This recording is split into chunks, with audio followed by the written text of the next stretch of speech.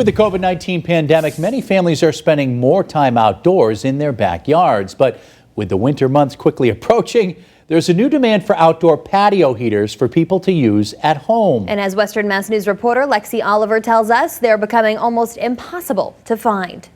It's the hottest new pandemic must-have, patio heaters. With the coronavirus pandemic sticking around as we head into winter, an outdoor heater is a great way to have a socially distant gathering while still keeping your guests warm.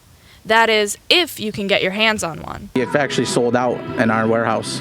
Store manager of Rocky's Ace Hardware in Springfield, COURTEAU, tells Western Mass News they've seen a huge increase in sales of outdoor patio heaters since the pandemic began. Everyone's staying home. Everyone just wants to be outside in their backyard and enjoy the outside. He says the store has been sold out for a while, and it doesn't look like they'll be getting more anytime soon. There was such a high demand for it. I mean, even your Home Depot, your Lowe's, everyone's out of them.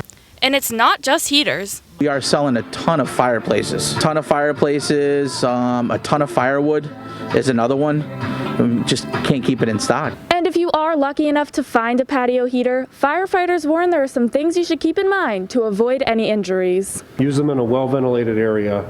Even underneath a tent is not considered acceptable, so you want to have it out in open air. Ed McCandlish with the East Longmeadow Fire Department recommends putting your heater on a level surface to prevent it from falling over and to avoid a trip hazard.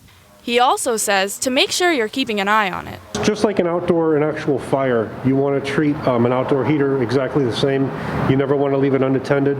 If you have to step away for a few minutes, either turn it off or disconnect it. And in the event it were to tip over or something, it could have the same results as an actual open fire.